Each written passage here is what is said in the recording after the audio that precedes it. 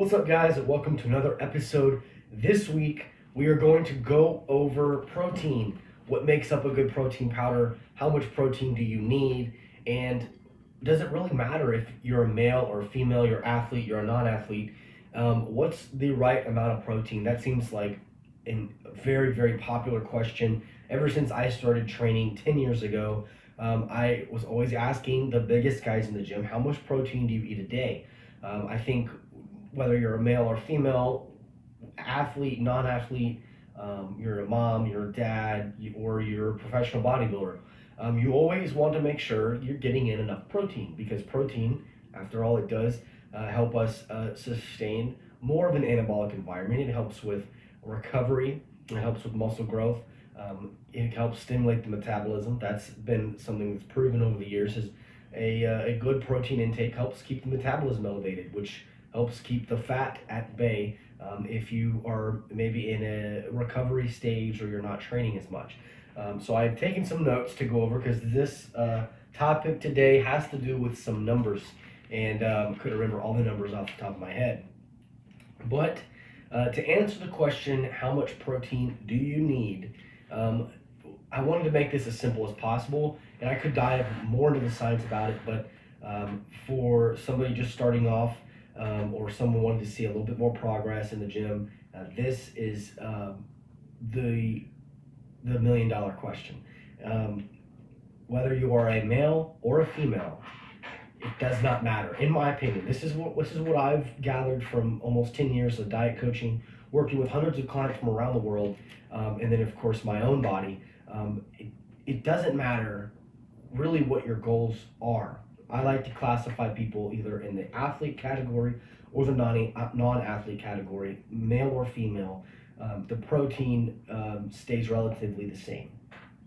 So for an athlete, I think that it's very important that they take in 1.2 grams of protein per pound that they weigh. For a non-athlete, that's 0.8 grams of protein per pound that they weigh. So for an example, let's just take an individual that weighs 150 pounds. Okay, let's say that they're not an athlete. They're a 150-pound male. They are in high school. They're playing sport, or excuse me, they're a non-athlete. They're just in high school. They're going to class. They're not involved with in any sports or physical activities. So I would only, if they came to me, I would only prescribe them 120 grams of protein a day, and that's for a non-athlete. So that would be 0.8 grams times 150 pounds. It comes out to 120 grams of protein. Obviously, a lot of things come into play that you can look at in a case-by-case basis. If this individual didn't care about muscle mass, they didn't care about size, they didn't care about the way they looked, really, they just wanted to make sure that they were having a well-balanced diet, then 120 grams of protein a day for this male in high school at 150 pounds would be adequate. Okay, it's gonna help provide more of a well-balanced diet, given that the fats and the carbs are sufficient enough, or they're not too much. Now, if this was an athlete, let's say that we had a 150-pound male or female that was an athlete. Maybe there was a female that played soccer, or it was a male that played football. I would give them 1.2 grams of protein per pound that they weigh. So if they're 150 pounds, again, this is for male or female, I would prescribe them, it was 1.2 times 150 is 180. So 180 grams of protein per day. Now, a lot of people may say, oh, that's way too much for a female, especially a female in high school. Well, you have to remember, the female does weigh 150 pounds. That, depending on their height, that could be a lot of, that's a substantial amount for any high school female in athletics to weigh, given their height is also playing an effect here. So being taller, being bigger, even as a female, they're going to be carrying more muscle. They need the protein to sustain that amount of muscle, especially in high school when the body is young, the metabolism is heightened.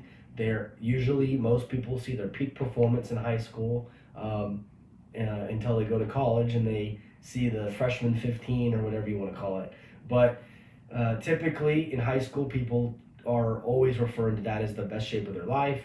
their metabolisms are elevated, they're playing sports, they're doing every physical activity they can get their hands on. So therefore, an athlete, male or female, needs an adequate amount of protein to aid in recovery, aid in muscle growth, and continue developing at a young age. Now, I like to carry that simple example into other aspects in age groups of training when I work with people.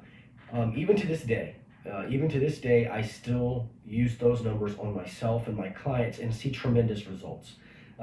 For females, if they're a bikini competitor, if they're maybe they still play, they do some extracurricular activities, some sports and whatnot, softball, even in their 20s and 30s. I still suggest that they take in 1.2 grams of protein per pound that they weigh. For me, as a bodybuilder, I take in 1.2 to 1.5 grams of protein. Now, the reason that I increased it a little bit is because I am in my mid-20s. I'm experiencing tremendous muscle growth on a monthly and yearly basis. I train 6 to 7 days a week. I take in all my vitamins and nutrients and detox supplements, which we'll get into here in a minute. But I want to ensure that I'm at least taking in enough because I'm trying to reach my peak physical performance. And I'm at a maturity level physically that I'm very in tune with my body. If I take in too much protein, I can feel it, I can see it, I know it. If I'm not taking in enough, I can feel it, I see it, I know it. So that kind of gets a little bit more into the expert realm of things when you start to look at things on a case-by-case basis. But for the most part, male or female, athlete or non-athlete, as you get older, if you're non-athlete, if you're a soccer mom and you have a sedentary job and you're just want to lose some weight, or you're a dad, you want to get rid of the dad bod, you just want to lose some weight, you are going to train, you are going to work out, but I wouldn't quite classify those people as an athlete. I would classify them more as a general population client, and I wouldn't prescribe them an enormous amount of protein because they just don't need it. And if you don't need it, then why would you, if you don't need something, then why would you do overkill with it? So I would suggest 0.8 grams of protein for somebody who's just a general population client wanting to lose some weight, wanting to be healthier. Now, if somebody comes to me and they say, hey, I want to be a bodybuilder, I want to step on stage, I want to be a bikini athlete, again, no matter the age, male or female, I start with 1.2 grams of protein per pound that they weigh. And even if they still need to lose some weight, a little bit more protein won't hurt that because they will be training extensively in the gym. Now, to get on to the last couple of points I wanted to make in this short video is when you're taking in protein, you want to make sure that it's digesting properly. And I go over this all the time with new clients. For some reason in the fitness industry, cheaper seems to be what everybody's after, okay? And nowhere else in life is the cheapest thing always the best thing. And that's something I don't understand. Imagine your body is a Ferrari, okay? And it should be. You should treat your body like you would treat one of the most expensive supercars out there, okay? I wouldn't go down to the gas station in my Ferrari and I wouldn't put regular unleaded fuel. I wouldn't do it. It's the cheapest fuel. It's definitely not going to make the engine run properly. And actually, a lot of those supercars, if you put the wrong fuel in there, it's going to send off lights. Lights are going to be flashing. Sensors are going to be going off. It's going to be telling you, hey, you didn't put the right fuel in here, and it's hard. The engine's not running properly. The same is for your body. Okay, if you are, if you're trying to get the most out of your body, you don't want to put the cheapest supplements in your body. You don't want to put the cheapest fuel. So don't go buy the cheapest protein. I can tell you right now, you buy the cheapest protein, you're going to experience stomach bloat, indigestion, gas, burping. It's really, really gross. And you wonder, you wonder why protein shakes have such a bad, tainted name in the industry. I remember when I first started drinking protein shakes, people were like, ew, protein shakes, those are gross. It's because they're only used to the protein that's so low quality. And I could sit here and name off a dozen brands that are really, really bad quality protein. I obviously don't want to get in trouble or seem like I'm bashing anybody else, but I will say that you should at least try some of the higher quality brands out there and you will notice a difference. And any of my clients can tell you that the brand that I trust the most, which is First Form, once they start taking First Form supplements, it's game over. They know that they're the best. They feel the best. They digest the protein the best. It's micro. It's a cross filter cross filtration. They use a cross filtration system. They also do low temperature processing. They don't denature the protein. They don't add hydrochloric acid into the vat when they're mixing the protein. They don't cook it at a high temperature and denature it. They do so much more to ensure the quality, the digestive enzymes are in there, and you're getting the most out of it. You're yielding the most whey isolate out of the protein. And along with just a good protein supplement, you want to make sure that that you're getting in the nutrients that are going to help you digest all of your whole food sources as well. And that's really what I was getting into today. We talked about how much protein per pound that you weigh, whether you're a male, female, athlete, non-athlete, how different ages can affect that. But in a perfect world, whole food's always better than any supplement. And I'm 100% an advocate of that.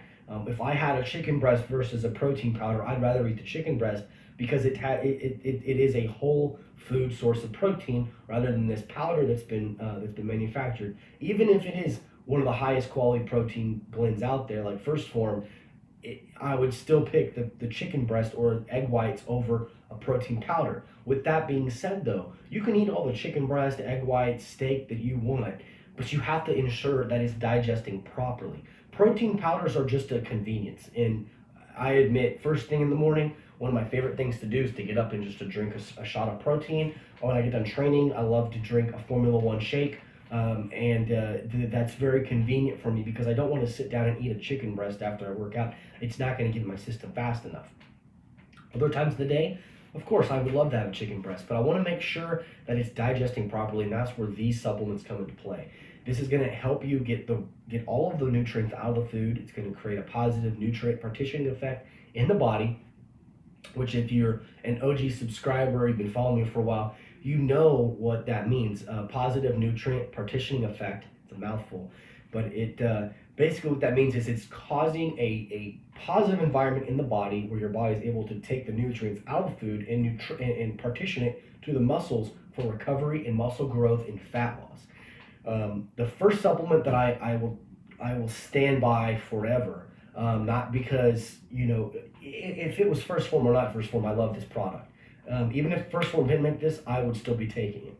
But it's OptiGreens, and OptiGreens has, just look at the label. I mean, it's got tons of ingredients in there. That's all powderized greens, vegetables. It's got a very good natural berry flavor.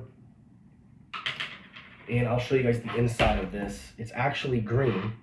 It's green powder. You can actually see the vegetables that are ground up in there. And this takes care of micronutrients that you can get out of vegetables, digestive enzymes, detoxing the body.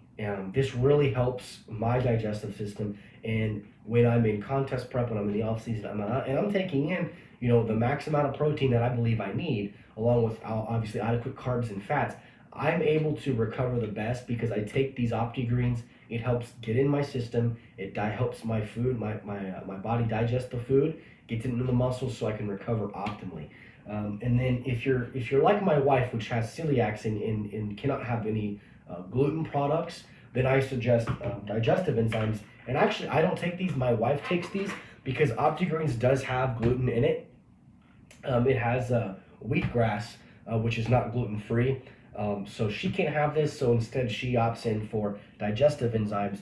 And the digestive enzymes, they are very similar to OptiGreens in a way of just helping aid in a more efficient digestive system, making sure that you're getting the nutrients out of the food, causing a positive nutrient partitioning effect on the body. And you may not be getting the micronutrient benefits out of the digestive enzymes that you would from OptiGreens, such as detox and all the good micronutrients and essential vitamins from the OptiGreens, but making sure that you're getting all the protein out of the food and your body's able to digest it properly from digestive enzymes, it's your next best bet. Now, First Form did recently come out with a new product called Opti Reds, which focuses mainly on your fruits, and that's something that I haven't tried yet. It's on my list to try here very soon in the next couple of weeks, so I'll give you guys a review on that. Obviously, as we know, fruits really aid in detoxing the body, but definitely, if you're looking to make progress out there and you're wanting to know how much protein to take in on a daily basis, just to wrap things up here in a nutshell for you, it's very simple. If you classify yourself as either an athlete or a non-athlete, and then if you're a non-athlete, if you don't train intense and extensively for hours and hours in the gym, you just want to lose some weight, you just want to see some changes in your body, then I'd simply recommend 0.8 grams of protein per pound that you weigh. If you classify yourself as an athlete, you may train for an hour and a half, 2 hours a day, 6-7 days a week. You're running, you're jogging, you're biking, whatever it is, and you want to see more changes in your body, hit some new PRs, hit some new records, go to the next level with your physique, then I'd suggest taking in 1.2 grams of protein per pound of body weight. And then obviously along with that, I would recommend making sure that you are getting all the nutrients out of the food, you're getting the protein assimilated into the muscles for recovery. Because you can eat all the protein you want. If your body's not digesting it right, you're not going to get all of it out of the food. You're wasting your money. You're taking a toll on your system. And people say you are what you eat, but I believe you are what you can digest. So again, make sure you're taking in the right amount of protein using those scenarios and those numbers. Make sure you're getting everything out of your food by taking either the Opti Greens or the digestive enzymes. You can get free shipping for life on these products in the link in the description. You can just see that below. But other than that, guys, that is this week's episode. I hope you guys enjoyed it. And that's it for today. So Blake Covington, CEO of Everything Massive, signing off. If you have questions, just let me know.